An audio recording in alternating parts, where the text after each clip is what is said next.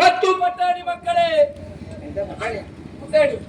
ಇವತ್ತು ಇಲ್ಲಿ ಅಂತ ಬರ ಕೃಷ್ಣ ಹಾಕೋ ರಾಜ. ಇವತ್ತು ಏನಾಗ್ತಾ ಉಂಟು? ರಾಜ್ಯ ಪ್ರಶಸ್ತಿ, ರಾಷ್ಟ್ರ ಪ್ರಶಸ್ತಿ, ಜಿಲ್ಲಾ ರಾಜ್ಯೋತ್ಸವ ಪ್ರಶಸ್ತಿ. ವಂಚಿತನಾದ ನಾನು ಸಿಕ್ಕಿದಲ್ವಾ ಪ್ರಶಸ್ತಿ? ನಂಗೆ ಕೊಡ್ಲಿಕ್ಕೆ ಅವ್ರಿಗೆ ಮಂಡಿಪೆಟ್ಟ. ಅವ್ರ ಮಂಡೆ ಸಮ ಉಂಟು. ಇವತ್ತು ನಿಮ್ಮೆಲ್ಲರ ಎದುರುಗಡೆಯಲ್ಲಿ ಸನ್ಮಾನವನ್ನು ಸ್ವೀಕರಿಸ್ತಾ ಇದ್ದೇನೆ. ಇವತ್ತು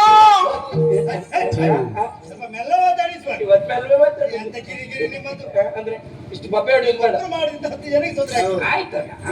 ಹೇಳೋದು ಶುರು ಮಾಡಿ.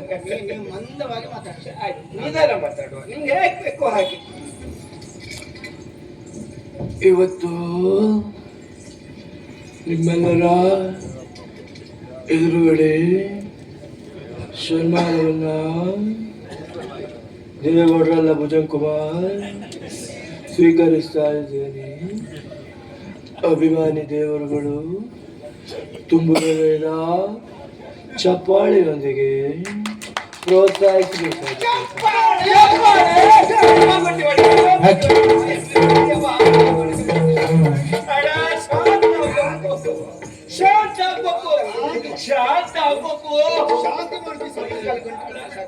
ಸನ್ಮಾನ ಮಾಡ್ತಂತೇಳಿ ಈ ರೀತಿ ಹೊಡಿತ್ರಲ್ಲ, ಇದು ಸರಿಯಲ್ಲ. ಎಂತ ಗೆದ್ದದ್ದು ಅಂತ ಹೇಳಿದಿಲ್ಲ. ಇನ್ನು ಆಮೆ ಉಂಗುರ ಅಂತ ನೀವು ಕರ್ಮ ಇಲ್ಲಿ ನೋಡಿ, ಇಲ್ಲೇ ಉಂಟು. ಗೆದ್ದದ್ದು ಸೋತದೆ ನೋಡಿ. ನೀವು ಗೆಲ್ಲುವುದೇ ಹಾಗೆ, ನೀವು ಸೋತದ್ದು ಸರಿ ಉಂಟು. ಯಾವ ಕಾರಣಕ್ಕೂ ನೀವು ಗೆಲ್ಲುವುದಿಲ್ಲ. ಅದೇನು ಅಣ್ಣ, ನಿಮ್ಗ ಆಮೆ ಉಂಗುರ ಕೈ ಬೆರಳಿಗೆ ಹಾಕ್ಲಿಕ್ಕೆ ಕೊಟ್ಟದ್ದಲ್ಲ, ನಾ ಕಾಲ್ ಬೆರಳಿಗೆ ಹಾಕ್ಲಿಕ್ಕೆ ಕೊಟ್ಟದ್ದು. ಉಂಗುರ ಕಾಲ್ ಹಾಕೊಂಡು ಹೋಗಿ ಯುದ್ಧ ಮಾಡ್ರಿ, ಕೈಗೆ ಹಾಕೊಂಡು ಹೋಗಿ ಯುದ್ಧ ಮಾಡ್ರಿ, ನೀವು ಗೆಲ್ತ್ರ. ಕಾಲು ಉಂಗುರ ಮತ್ತೆ ಕಂಡ್ರೆ ಕಾಣ್ತದ?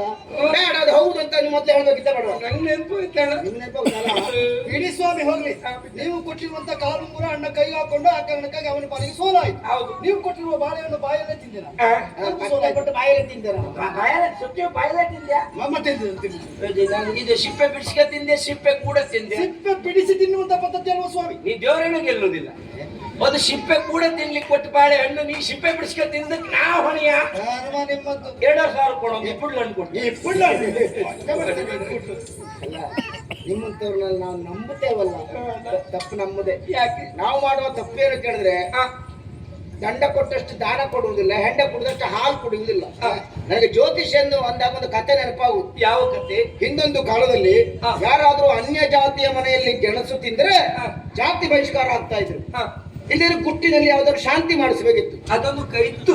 ಒಮ್ಮೆ ಒಬ್ಬ ನಾಯಕರ ಹುಡುಗ, ಯಾವ ನಾಯಕ? ಈಶ್ವರ ನಾಯಕನ?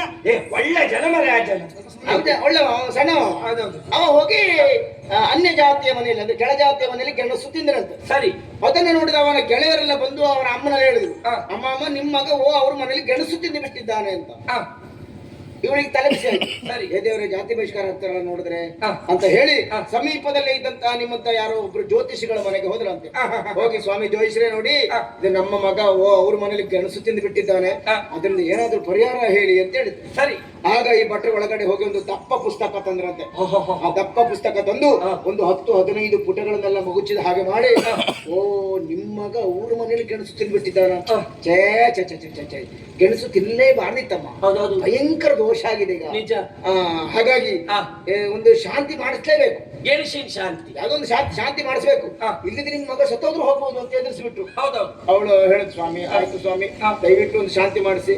ಶಾಂತಿ ನಾನೇ ಮಾಡ್ಕೊಡ್ತೇನೆ, ಆದ್ರೆ ಒಂದು ಆ ಶಾಂತಿ ಮಾಡಿಸ್ಲಿಕ್ಕೆ ಸುಮಾರು 100 ವರ ಹೊನ್ನು ಖರ್ಚಾಗ್ತದೆ ಅಮ್ಮ ಅಂತ ಹೇಳಿ. ನಾಗಿದ್ರೆ 1,000-2,000 ಅಷ್ಟು ಹೇಳ್ತೀನಿ.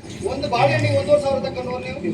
ಪಾಪ ಯಾರ್ದೋ ಮನೆಯಲ್ಲಿ ಕೆಲಸ ಮಾಡಿಕೊಂಡು ಹೊಟ್ಟೆ ಹೊರ್ಕೊಳ್ಳುವಂತ ಅವಳಿಗೆ 100 ವರ ಹೊನ್ನು ಕೊಡ್ಲಿಕ್ಕೆ ಆಗ್ತದ? ಬಡವಳಿದ್ದಾಳೆ. ಸಿಟ್ಟಿನಿಂದ ಮನೆಗೆ ಬಂದು ಮಗನ ರಟ್ಟೆ ಕೆನ್ನೆಗೆ 4 ಬಾರಿಸಿದ್ಲು. ಇನ್ನು ಕರ್ಮ ತೀರ್ಲಿಕ್ಕೆ ಹೋಗಿ ಹೋಗಿ ಅವ್ರ ಮನೆಯಲ್ಲಿ ಗೆಣಸು ತಿಂದಿದ್ಯಲ್ಲ, ಈಗ ಅದರ ಪರಿಹಾರ ಮಾಡ್ಬೇಕು ಅಂತ ಆದ್ರೆ 100 ವರ ಹೊನ್ನು ಬೇಕಂತೆ. ಆ ಬಟ್ಟೆ ಹೇಳಿದ್ದಾರೆ, ನಾನು ಎಲ್ಲಿಂದ ತಂದು ಸಾಯಲು ಅಂತ ಹೇಳಿದ್ರು. ಸರಿ. ಮಗ ಪೆಟ್ಟು ತಿಂದ ಊರಿಗೆ ಅಳುತ್ತಾ ಹೇಳಿದ, ಏನಂತ? ಅಮ್ಮ ನಾವು ಒಬ್ಬನೇ ಗೆಣಸು ತಿಂದದ್ದಲ್ಲ, ಆ ಭಟ್ರ ಮನೆ ಮಾಡಿ ಕೇಶವನು ಗೆಣಸು ತಿಂದಿದ್ದಾನೆ ಅಂತ ಹೇಳಿದ. ಈಗ ಭಟ್ರು ಗೆಣಸಿನ ಶಾಂತಿ ಮಾಡ್ಬೇಕು.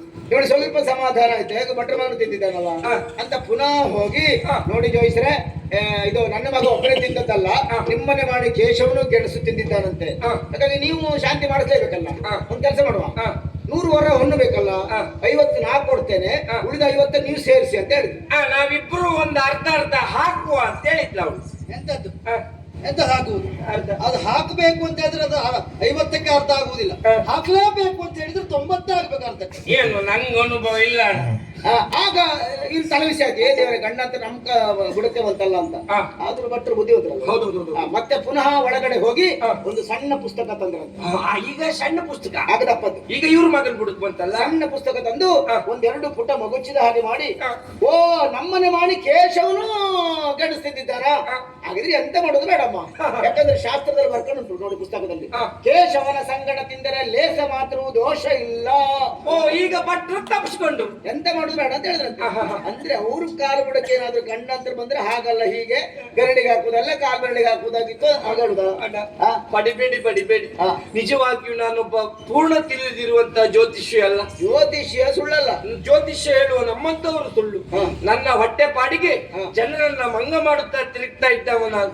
ಎಲ್ಲಿವರೆಗೆ ಅಂತ ಕೇಳಿದ್ರೆ, ಇವತ್ತು ಕೆಲವು ವಾಸ್ತು ಹೇಳುವವರು ಅವರಿಗೆ ಇರ್ಲಿಕ್ಕೆ ಸರಿಯಾದ ಮನೆ ವಾಸ್ತು ಇಲ್ಲದೆ ಯಾವ ಕಟ್ಟಡದಲ್ಲಿ ಬಾಡಿಗೆ ಕೊಡ್ಕೊಂಡು ಊರವ್ರು ವಾಸ್ತು ಹೇಳ್ಕತಿರ್ತರು.